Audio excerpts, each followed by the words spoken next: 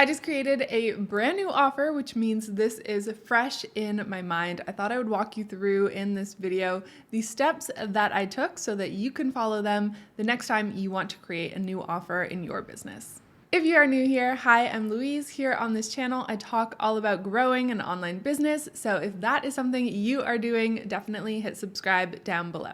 So what do I mean by offer? I just mean a product that you are going to make available for sale. Generally, most people in my audience are online coaches, consultants, or online course creators. So when I'm going through these steps, I'm thinking about, creating a group program, an online course, one-on-one coaching program, something like that. But I think you'll be able to take something away from this video no matter what offer you are creating. So the very first thing you need to do is decide what you're going to offer. I think you will have the most success with your offer if it does two things. The first is that it solves a specific problem for your ideal client.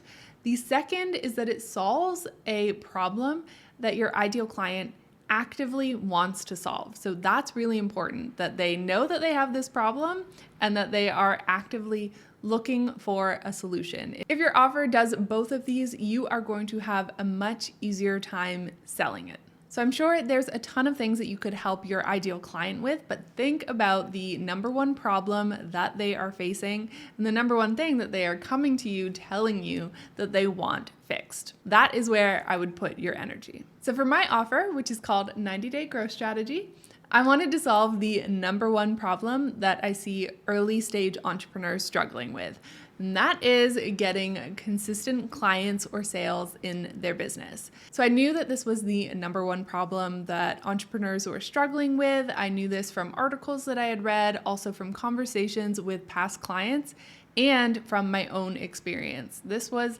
hands down the most painful stage of my business, was when I couldn't figure it out and I was really experiencing the stress that an income roller coaster brings, and I couldn't figure out how is everyone else getting all these consistent clients and not stressing out every 2 seconds about where the next client is going to come from. So I'd already been through this, figured out the solution, and knew that I could help other people solve this problem as well. So that's what I decided to build my offer around. Next, you want to think about format. So do you want to do a one-on-one coaching program? Do you want to do group coaching, an online course, mastermind, VIP day? Honestly, the list goes on.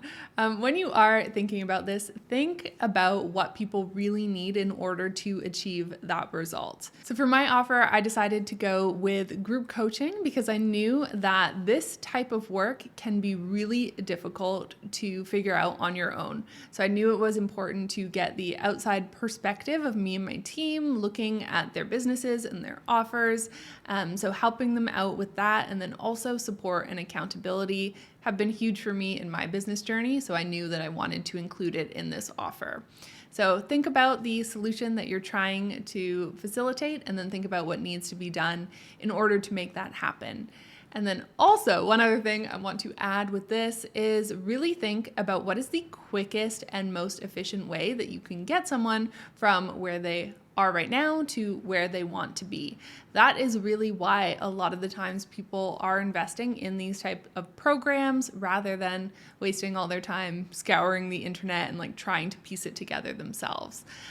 So yeah, make it quick and efficient. Don't just put in everything, all your knowledge that you have, don't just cram it into this program. Really think about the result and then work backwards as you are designing the program, and only include exactly what needs to be in there to achieve that result. Okay, so at this point you have a clear idea as to what you want to offer and the format you're going to offer it in. The next phase is research. So now that you know what you want to do, you want to get a handle on what is already out there so that you can figure out how you can make your offer stand out and make it unique. So this is where I spent a lot of time on Instagram, Pinterest, and Google, looking around and seeing what other programs are currently out there that solve the same problem.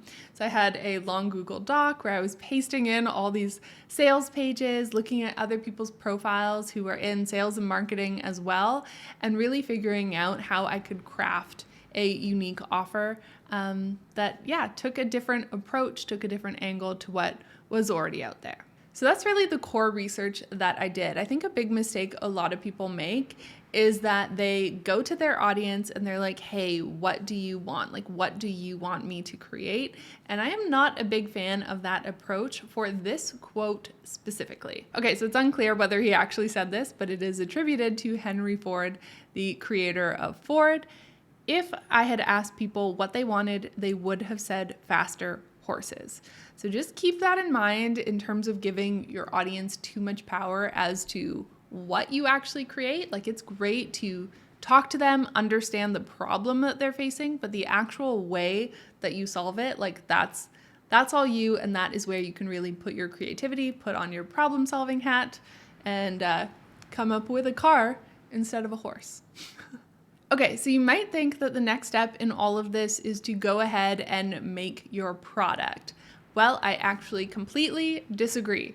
So before you go and create your product, you want to first validate it. And really, the only true way that we can validate it is to sell it. Like, you have to put it out there and you have to actually try and sell it. So we cannot rely on, people telling us, oh yeah, it's a good idea, I would buy it. Until they actually buy it, it is not validated. So rather than jumping to creating the product, instead, I actually create the sales assets first.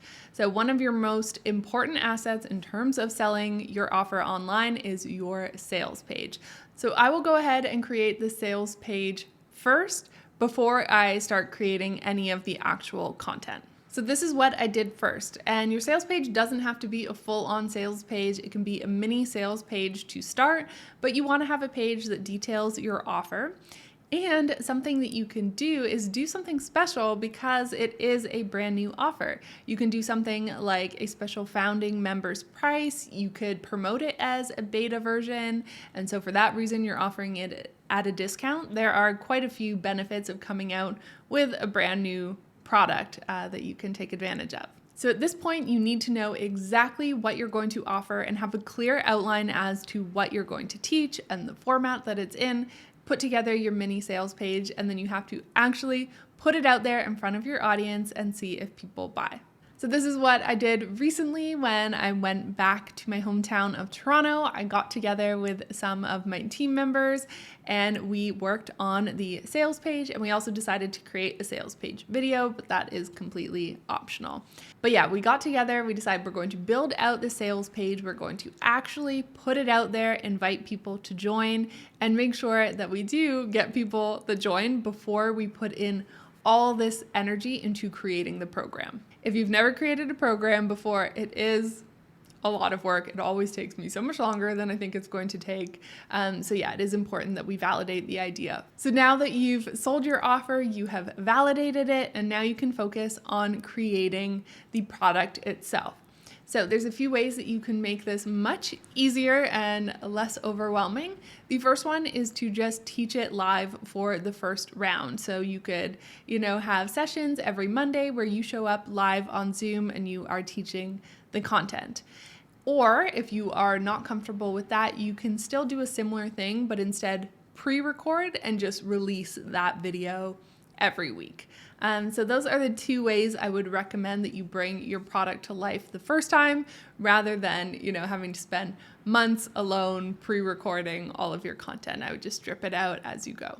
So that is the way that I would first bring your product to life, and I think it will be much less overwhelming. And remember, as you are creating your offer, this is just the first round. It is something that is going to evolve. You're going to get feedback the first time that you're doing this, and you can make it better. You can make it stronger every single time that you do it. So those are the steps that I followed to bring my brand new offer to life. I hope that this was helpful for you. And if you do want to check out my brand new offer, which involves me helping you with all of these steps that we outlined today, I will leave a link in the description below for you there. We have a few more days left of enrollment, so definitely go and check it out. If you have a special request for a video, please let me know in the comments. Thank you so much for watching, and I will see you real soon with another video.